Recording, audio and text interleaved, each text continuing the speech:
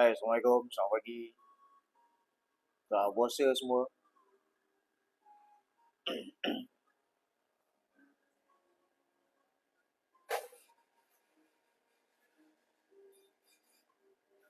Suara saya okey ke? Jelas ke?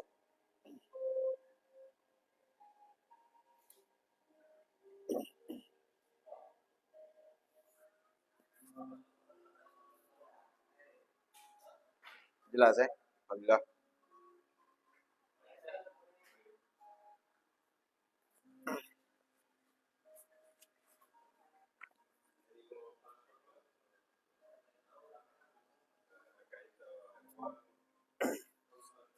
Okay. So, kita sembang-sembang santai. Ya. Terima kasih ada yang daripada Kelantan. Jadi ada yang daripada Kundang.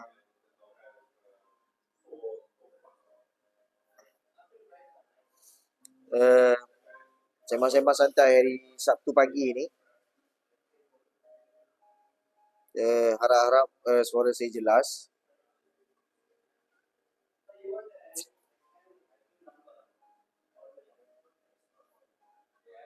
Ada banyak topik yang menarik sebenarnya. Saya ada yang daripada Jeram, Kuala Selangor. Jeram Kuala Selangor. Kuala Selangor ni tengah panas Dah reda belum? Dah reda belum isu video seks yang tersebar tu? Ada ramai minta saya komen tapi saya malas nak komen. Dan topik ataupun isu yang tak memberi apa-apa manfaat. Baik, boleh saya mulakan? Dah boleh belum? Waalaikumsalam. Rohaib.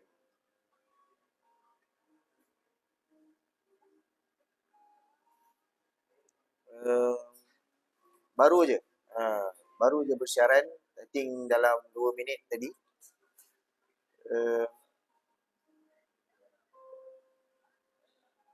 Daripada Kudat Sabah pun ada. Apa ni? Permata Sakinah video. Apa video apa? Are you tahu ni ke? Nanti kita jawab. Dapat noti terus masuk. Thank you. Dia macam mana sekarang ni di bulan puasa ni tuan-tuan, dia bukan setakat Khairul Amin dan resepinya saja yang menekan-nekan.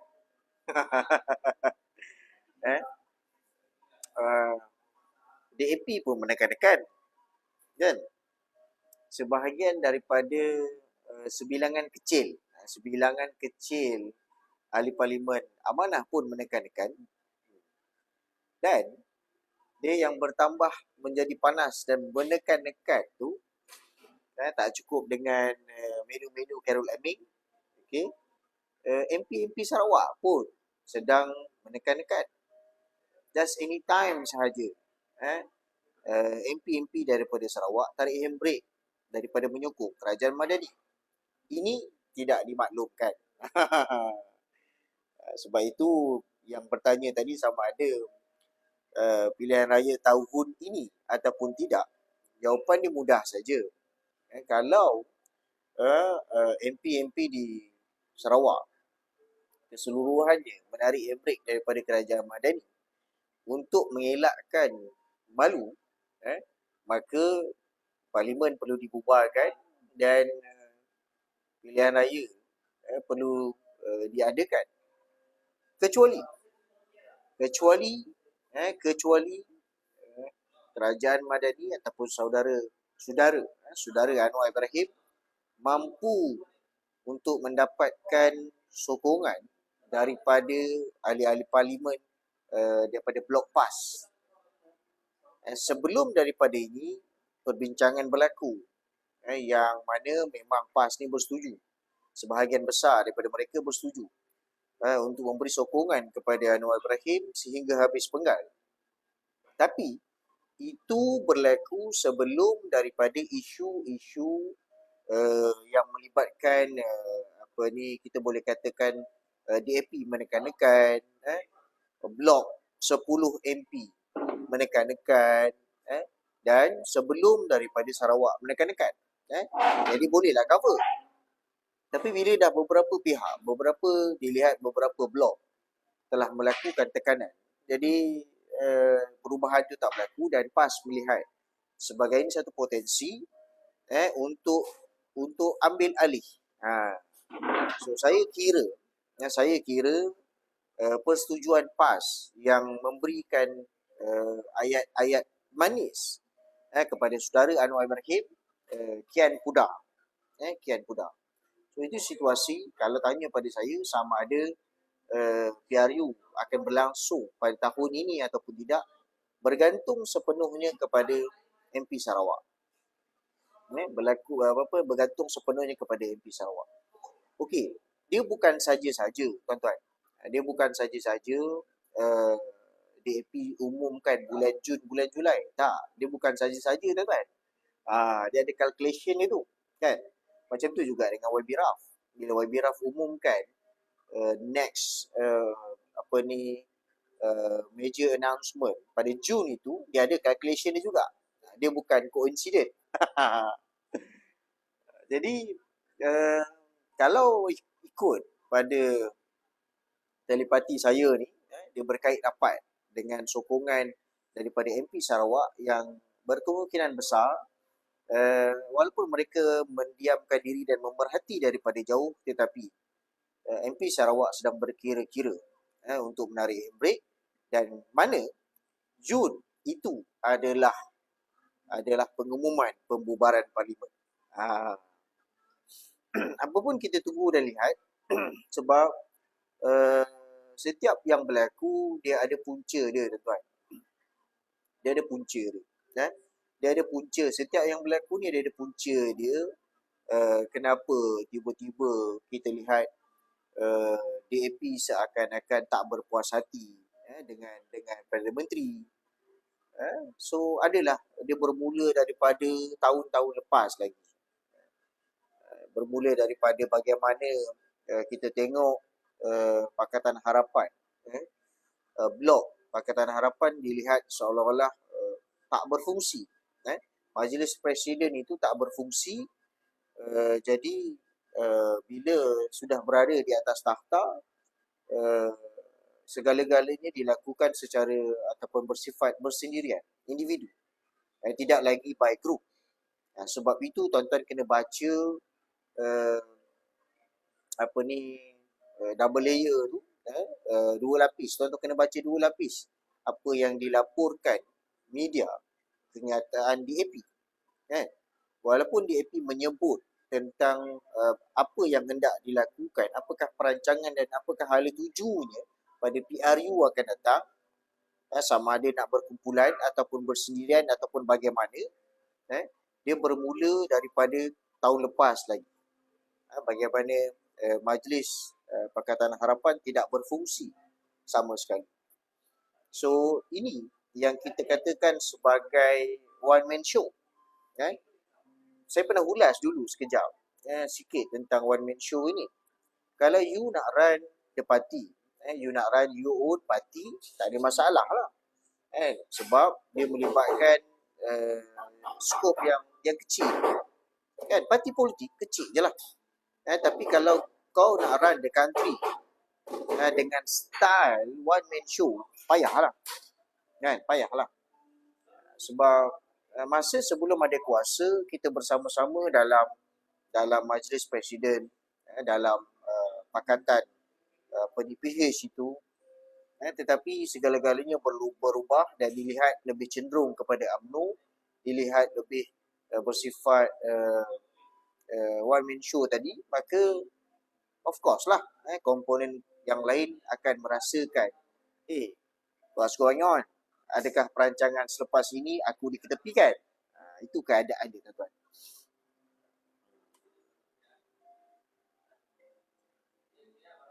Perbincangan rancangan undi dan campur tangan pihak Sarawak. Komen pandangan anda. Perbincangan rancangan undi. Apa maksud perbincangan rancangan undi dan campur tangan pihak Sarawak ni? Okey. Yang Sarawak ni sebenarnya the original plan adalah sebelum terkantoi lah, adalah untuk menggantikan DAP. DAP dilihat sebagai kata orang tembok terakhir yang menghalang penyatuan ataupun usaha sama UMNO dan juga PKR.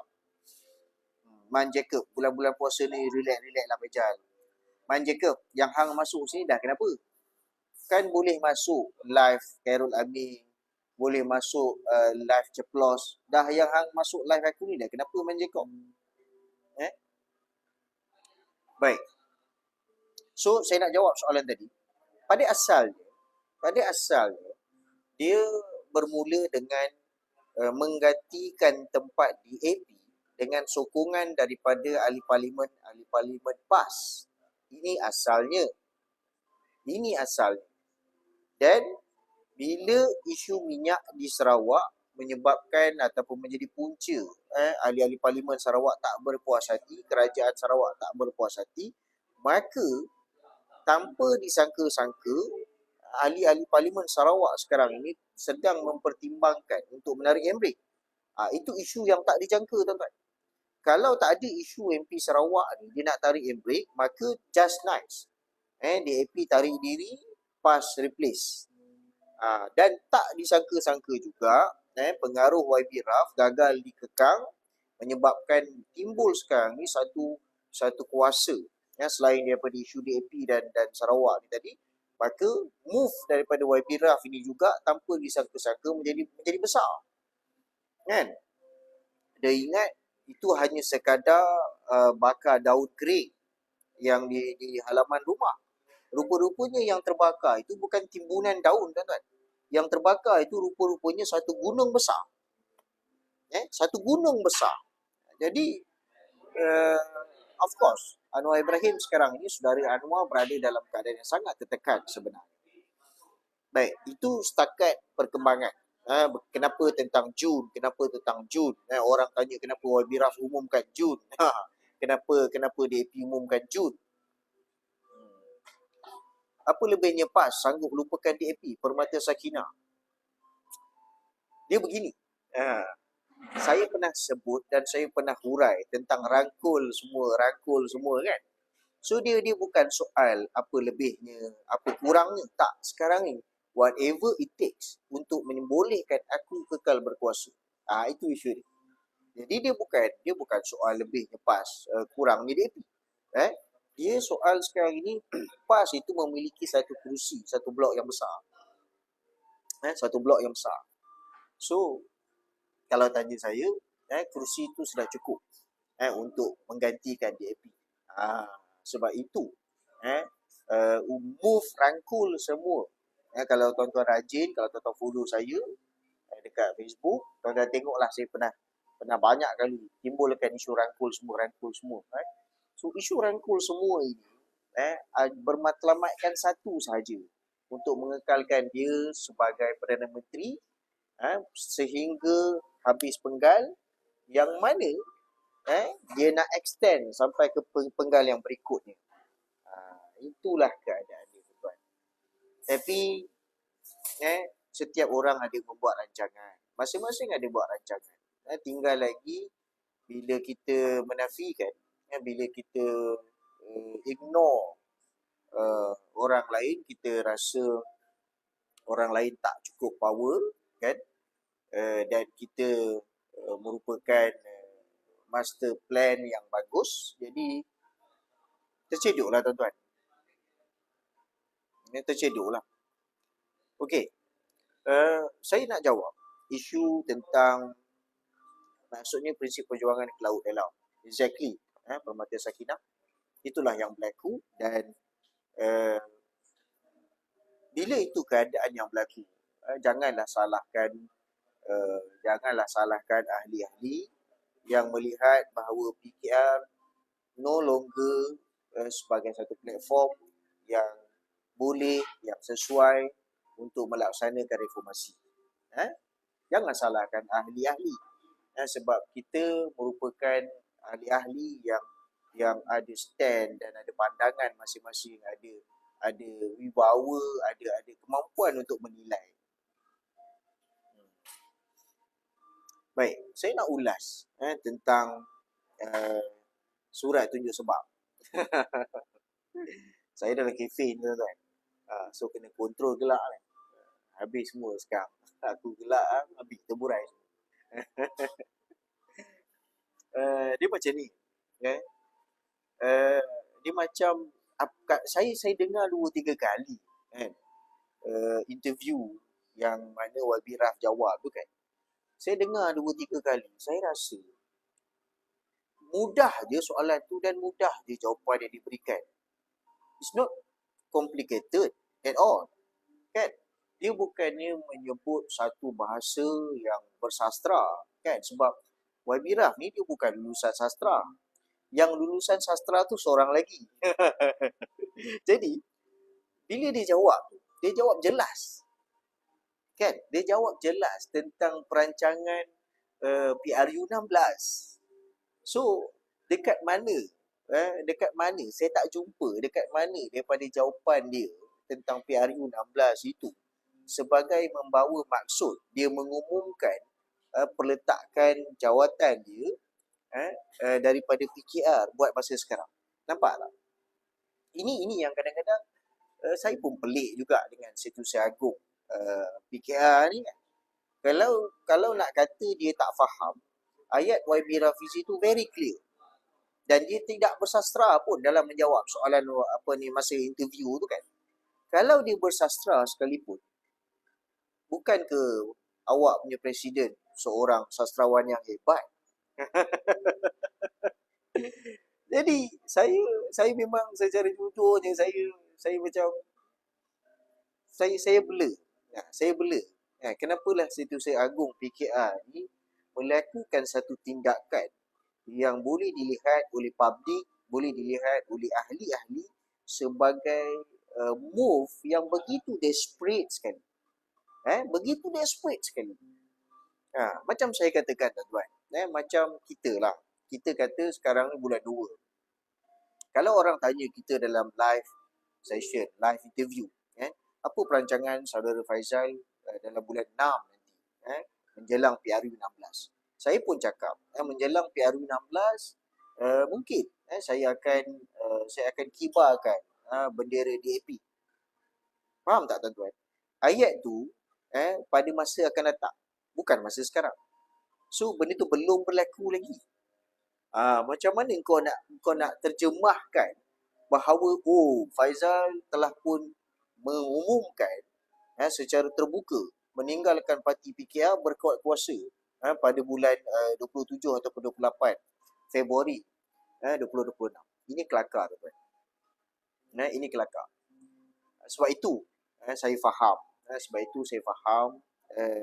Kenapa Setiausaha Agong ini sampai sekarang dia tidak menjawab aduan ataupun notis yang dikeluarkan oleh ROS. Kalaulah ayat yang mudah begini pun dia tak mampu nak faham, jadi macam manalah agaknya dia nak faham notis daripada ROS itu. Aduh.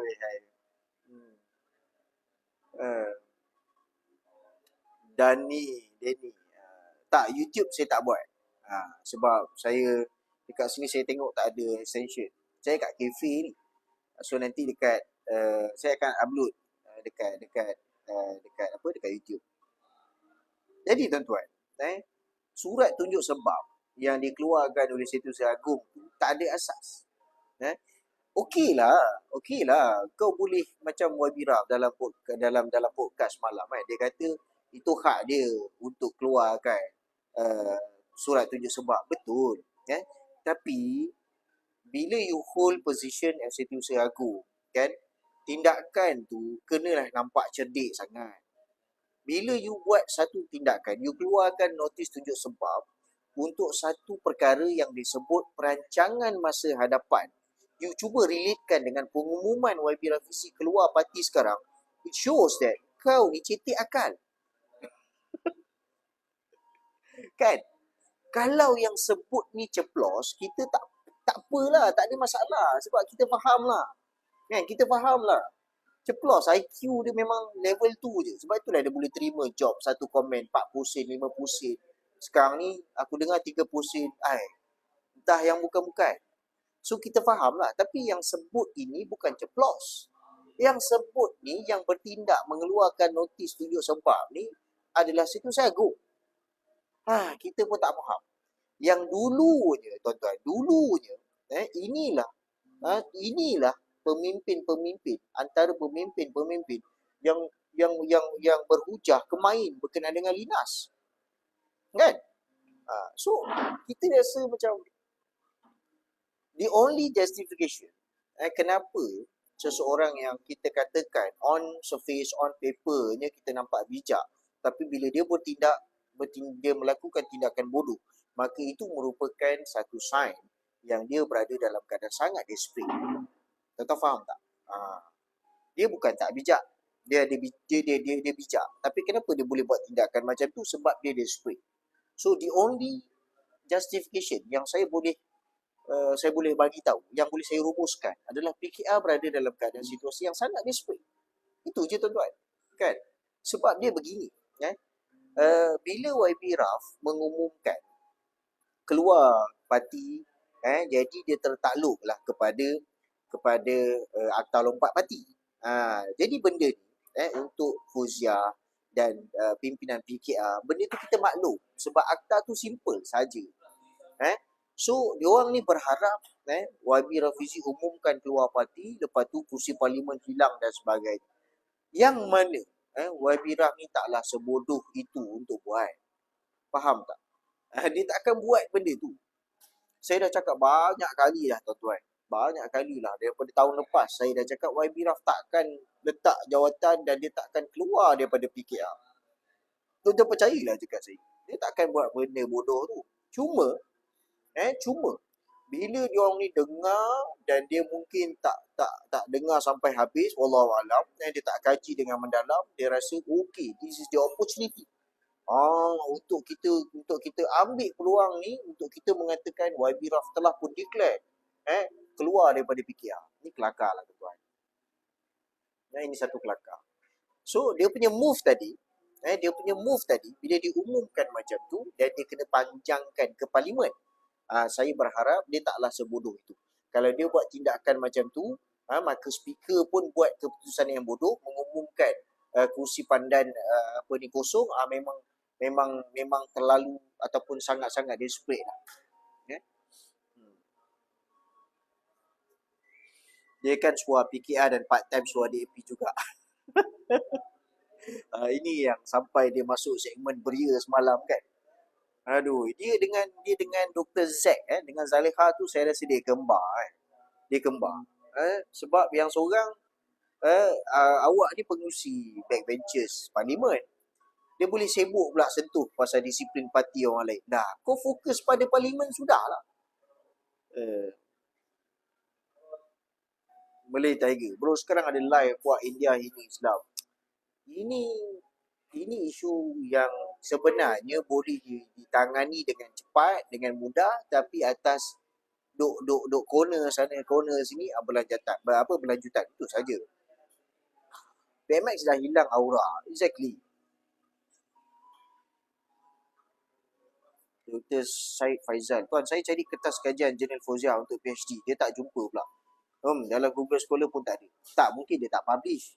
Dr. Syed, saya rasa tak semua dipublish, betul tak? Kalau kita dapat dekat universiti mana dia dapat PhD dia tu, kita boleh, kalau dia tak publish, mungkin ada dekat library. Saya percaya macam tu lah. Possible Zahid Hamidi jadi next PM? Tak possible. Tak boleh. Sebab Zahid tak akan pergi. Sebahagian besar daripada UMNO tak nak dah dengan Zahid ni. Jadi dia tak boleh pergi, tuan-tuan.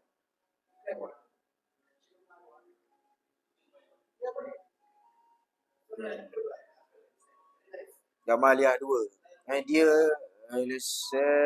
memang tak ada aura dari dulu. Baik, to be fair, Anwar dia ada aura daripada dulu. Dulu tu dia ada. Apabila dia memperjuangkan tentang keadilan, tentang kebenaran. Jadi benda tu kita nampak. Sebab itulah kita bersama dengan dia. Kan? Kita bersama dengan dia. Tapi bila sekarang ini nada dia dah berubah, pendirian dia dah berubah. Jadi kita pun ada stand kita. Kita tak boleh bersama dengan orang yang mana pendirian dia telah pun berubah. Kan? Dulu menentang menuntut satu siasatan terhadap Azam Baki, tangkap Azam Baki. This is one of contoh lah, kan? So sekarang ni dia dah menjadi orang yang begitu sayangkan Azam Baki. By all means dia pertahankan Azam Baki. So ini satu perkara yang pelik lah. Menunjukkan apa yang kau ada. Apa kepentingan dekat situ.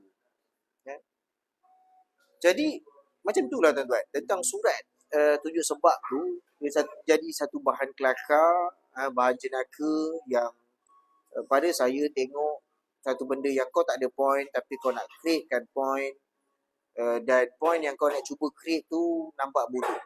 Nampak bodoh sangat-sangat. Bila kita kata saya nak beli kereta bulan 6, tak bermakna sekarang. Kan? Dah nama pun bulan 6. Aduh, ya, ini kadang-kadang saya pun nak gelak sebab saya tak menjangka yang aku kena buat live hurai tentang benda yang bodoh.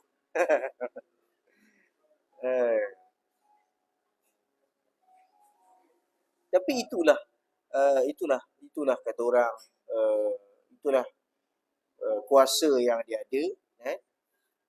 Dia boleh keluarkan surat sesuka hati dia, tapi jangan aspek yang ahli-ahli ni akan terima dan menurut kata sahaja. Jangan. Kita berbeza dengan PAS, kita tak ada konsep wala. 1 tambah 1 10 Presiden kata, Setiausaha Agung kata. Maka ahli-ahli pun berpegang 1 tambah 1 10 tanpa meneliti dan melihat kenapa result dia menjadi 10.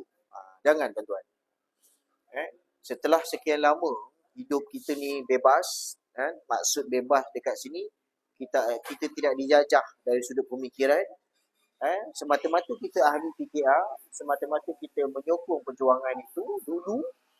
Bila sekarang ini kita diperbodohkan, maka kita menghamba apikan akal dan fikiran kita. Jangan tuan-tuan. Hidup dengan bebas ini dia satu nikmat tuan-tuan. Yang kita tak rasa terbeban, kita rasa kita ada kemampuan untuk menilai sesuatu perkara dan kita boleh ada kemampuan untuk ekspreskan kita punya opinion. Maka itulah sebenarnya kebebasan zaman sekarang. Dia lebih kepada penghambaan pemikiran. Dia bukannya penghambaan secara fizikal. Kalau ini kita ada tuan-tuan, maka sebenarnya kita hidup bebas dan tak ada tekanan. Tak ada tekanan. Tak ada tekanan langsung.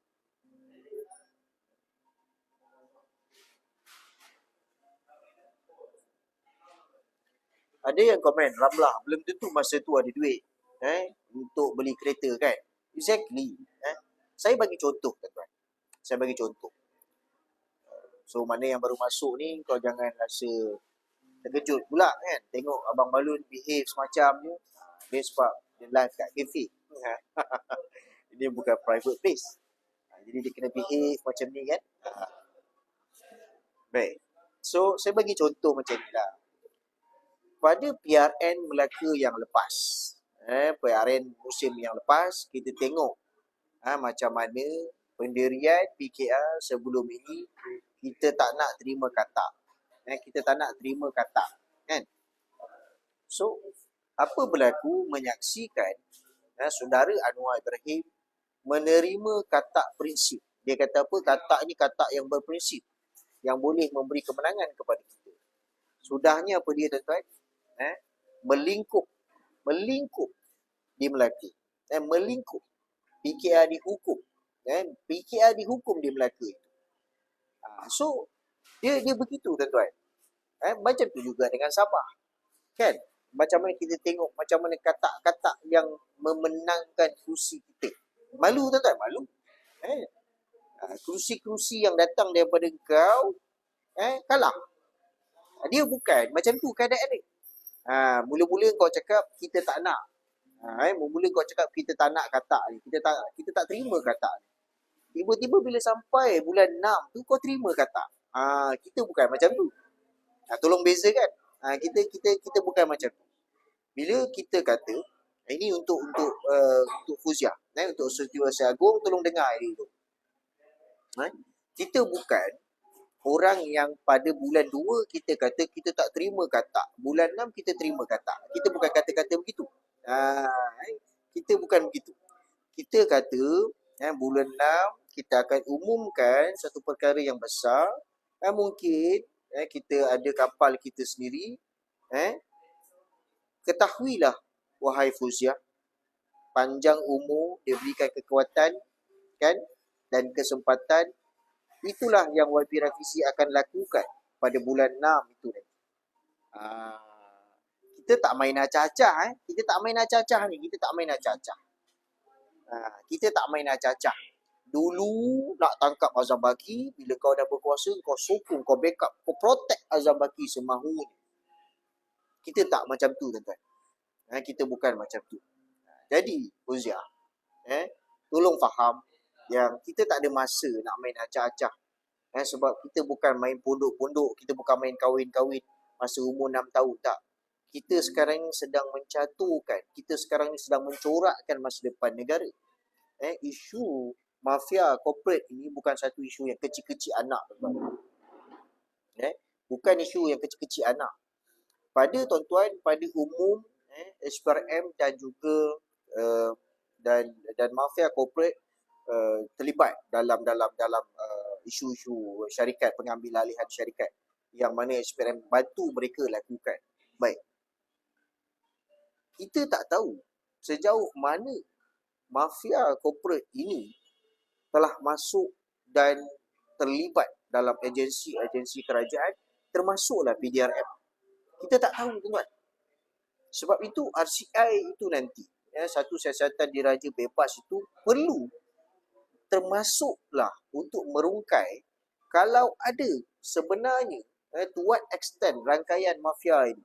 Adakah semata-mata pada agensi ataupun SPRM sahaja, ataupun ada juga agensi-agensi penting yang lain seperti PDRM. Sebabnya, tuan-tuan. Sebabnya. Tuan-tuan tengok, dengar dan tuan-tuan perhatikan perkara ini akan keluar dalam masa akan datang.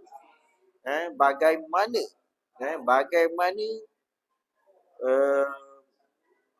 percaturan dan usaha melobi di peringkat jawatan tertinggi dalam PDRM berlaku dan telah pun berlaku. So, sama ada percaturan itu melibatkan mafia corporate yang sama ataupun pelobi-pelobi yang lain. Kita tunggu dan lihat. Saya cuma boleh kata setakat itu sahaja. Saya boleh sebut setakat itu sahaja, yang kita tak nak mendahului siasatan. Kita tunggu apakah hasil siasatan. Kalau kita tak ada kepentingan dan kita tak ada apa yang kita perlu takut, kan? Apa yang menjadi masalah ni? Jelas tuan-tuan? Jelas lah kot, kan? Mana-mana ceplos yang masuk, sorry lah, memang tak sampai level. So, pergi masuk Fuziah punya live. Dia buat live ke? Tak kot. Boleh masuk botak punya live. Itu okey.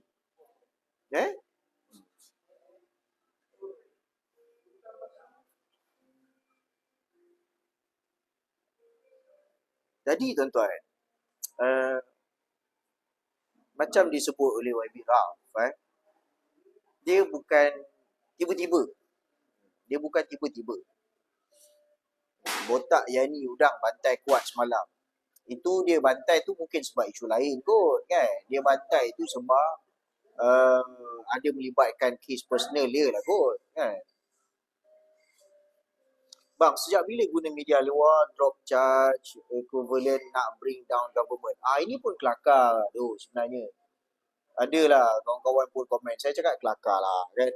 Dia menjadi kelakar sebab dia macam ni. Kita kena faham, nak topple government, nak topple institution dengan satu usaha opinion ataupun news report, dia dia dia macam mana? Dia bukannya okey, institusi ni dia bukannya bangunan ataupun institusi rumah kertas tau. Yang kau boleh tiup dengan angin jatuh, bukan. Dia bukan begitu. Kita tengok macam kalau setakat media luar memburuk-burukkan sesebuah negara, dia takkan jadi negara kerajaan tu, dia takkan topple. Tak ada negara yang ditopelkan dengan propaganda. Tak ada, tuan-tuan. Tak ada. Kita tengok macam mana zaman Mahathir dulu, zaman Tun M dulu, macam-macam berita keluar. Kan? Macam-macam berita zaman Mahathir dulu. Mahathir ni keluar macam dia dilabelkan Maha Fir'aun lah, apalah semua. Jatuh tak kerajaan? Tak jatuh, tuan-tuan. Tak jatuh. Okey? Kita tengok macam mana Mesir. Kan? Dia jatuh sebab propaganda media ataupun dia dijatuhkan oleh orang dalam. Orang nombor 2, nombor 3 jatuhkan dia. Kita tengok apa lagi negara apa lagi. So, Libya pun sama, Iraq pun sama, negara lain datang jajah by physical. Dia bukannya by media. Media ni propaganda, tuan-tuan. So cuma saya tak sangka. Saya tak sangka lah. Saya tak sangka kerajaan Madani yang mana dulu ketika mereka jadi pembangkang, dengan terang-terangan menyebut, kerajaan pada hari ini telah tumbang. Dia sebut, ini saya ulang. Aku takut ada yang sengal-sengal ubi ni, dia kata pula aku declare kerajaan hari ini tumbang. Saya ulang balik. Masa Anwar jadi pembangkang, okey, berapa kali daripada zaman Pak Lah, daripada zaman sebelum tu Muhyiddin, berapa kali dia sebut, kan, we have prominence number, kerajaan dah tumbang, kita dah topple dan sebagainya. Jatuh tak, tuan-tuan? Tak jatuh. Tak jatuh. So tekanan daripada media tempatan, tekanan daripada media antarabangsa, saya rasa paling teruk berlaku zaman Anwar dulu. Bagaimana media-media antarabangsa melihat apa yang berlaku pada Anwar Ibrahim ini sebagai satu penindasan, sebagai satu bentuk kezaliman politik. Kan? Jatuh tak kerajaan Tun Mahathir pada masa itu? Tak jatuh, tuan-tuan. So, sebab itu saya kata, saya tak sangka kerajaan Madani boleh pick up issue just a piece of report untuk dijadikan satu headline media, yang secara kebetulan pada hari yang sama berlaku demonstrasi di Putrajaya berkenaan dengan tangkap Azam Baki. Pada hari yang sama kabinet berbincang tentang langkah-langkah RCI terhadap Azam Baki. Coincidentally, tuan-tuan. Sebab itu saya kata ini wayang. Ini wayang. Media boleh cakap, media antarabangsa sekarang ini di zaman Madani, puji kita melangit, kan? Puji Anwar melangit. Tiba-tiba apa yang kita takutkan sangat ni? Apa yang kita kena takutkan sekarang? Bloomberg pun kena serbu semalam. Yes. Bloomberg kena serbu, tuan-tuan. So, dia begini tau. Kalau kita nak maintain, jaga kita punya reputation kita, jaga credibility kita, jangan buat benda yang melanggar hak asasi. Jangan melakukan tindakan yang melanggar hak asasi dunia. Contohnya, kau pergi serbu pejabat berita. Ini yang akan trigger, yang akan memburukkan nama kau. Yang mana dulu ni kau cakap, kita memperjuangkan hak kebebasan bersuara, what happened semalam? Kau pergi serbu Bloomberg tu kedah, kenapa? Nampak? Bukankah dulu kau orang yang melakukan? Aku dah mula nak share ni. Kan? Bukankah dulu kau orang yang begitu lantang menyuarakan tentang hak kebebasan bersuara? Tiba-tiba pada hari ini semalam PDRM menyerbu pejabat Bloomberg. Ini kelakar, tuan-tuan. Dan jangan ingat Bloomberg ni bodoh macam Harakah Daily. Jangan. Bloomberg ini rangkaian antarabangsa. Confirm lah dia tak simpan apa-apa dekat Malaysia, tuan-tuan. Alamak. Kan? Confirm lah dia tak simpan dekat pejabat dia dekat Malaysia ni. Apa kadang-kadang aku pun tak faham. Tapi dengan tindakan kau menyerbu pejabat dia orang ni, akan keluarlah pula berita dekat luar negara. Akan keluarlah dekat luar negara nanti bagaimana kerajaan Anwar Ibrahim melakukan pencerobohan hak asasi kebebasan bersuara dan sekatan kepada media dengan cara yang tidak sepatutnya melanggar undang-undang antarabangsa berkenaan dengan kebebasan melaporkan media. Nampak tak? So, sebenarnya bukanlah orang lain yang menjatuhkan kita, Saudara Anwar, tapi kamu dan tindakan agensi-agensi kerajaan kamu lah yang menyebabkan kamu boleh jatuh. Jangan salahkan orang lain. Jangan salahkan orang lain. Jangan salahkan orang lain. Kalau macam saya kata, tuan-tuan, saya bagi satu contoh mudah. Dalam hubungan peguam dan klien, lawyer dan klien. Bila klien dan peguam ni dia ada satu hubungan profesional yang mana sampai dia kena melindungi hak klien dia, bermati-matian dia kena melindungi kepentingan klien dia. Sampai bila, tuan-tuan? Sampai satu ketika yang mana hubungan profesional itu dilanggar oleh klien ataupun satu situasi yang tidak boleh lagi peguam bertindak secara profesional.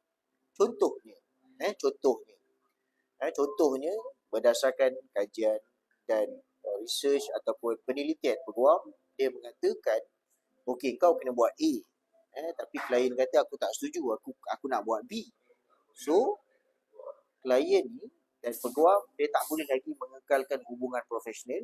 So peguam kena tarik diri, dia kena tarik handbrake. Nothing personal. Okay? Sebab dia cuma tak boleh meneruskan hubungan profesional dia tadi.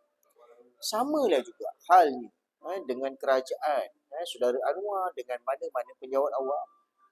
Kan?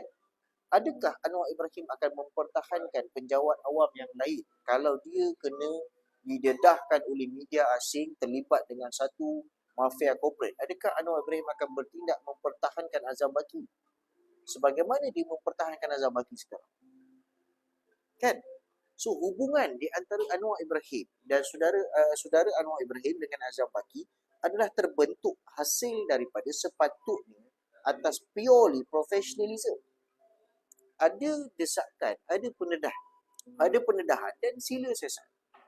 Tapi bila dah sampai tahap menimbulkan curiga yang terlampau sangat, maka kita persoalkan apakah wujud kepentingan, apakah wujud kepentingan peribadi antara Anwar Ibrahim dan Azam Baki.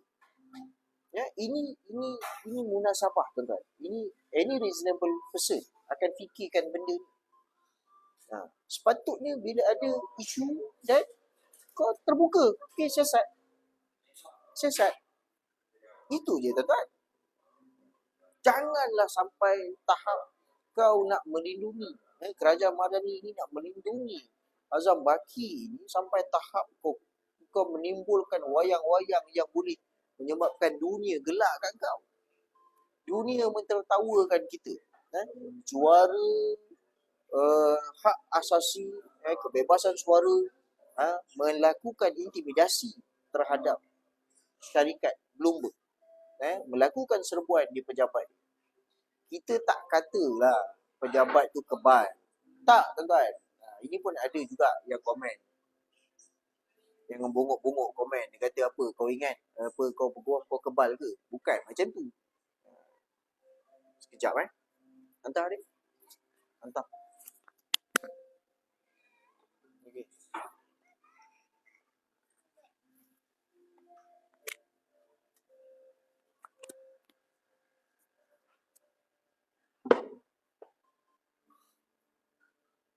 So benda ni dia sebenarnya taklah complicated untuk kita faham. Jadi tuan-tuan, kita kena fokus betul-betul pada isu utama, dan sehingga kita mampu mengenepikan smoke screen yang dilakukan, kan, diversion yang dilakukan sehingga rakyat confused. Alamak, sekarang ni banyak sangat isu ni, kan, apa nak buat, kan. Kita kena elakkan benda tu. Ingat, fokus tuan-tuan, kita berguru dengan Khairul Aning ni untuk masakan. Jadi mana-mana yang kecewa, tak mampu follow masakan ni, dia pergi berjoget pula sekarang. Kita tak nak, tuan, tak nak jadi, jangan jadi anak murid yang berjoget. Jangan. Khairul Aning ni sifu masakan. Yang kau pergi tiru dia punya tarian tu dah kenapa? Ni contoh, tuan, contoh. Fokus, tuan, fokus. Fokus kita sekarang ni adalah RCI Azam Baki. Jangan terpengaruh lah dengan tiba-tiba keluar lah, nak topel kerajaan Malaysia lah. Kelakar lah, tuan. Ini tahun 2026. Ini tahun 2026. Saya baca laporan polis pun 2-3 kali, kan. Saya baca 2-3 kali. Yang buat laporan tu pun dia merasakan apa yang business deal yang dia buat ni adalah satu perkara yang salah, kan. Dia rasa, entah kau rasa kau ada that kind of mentality ataupun kefahaman because of kau punya level of pemikiran kau.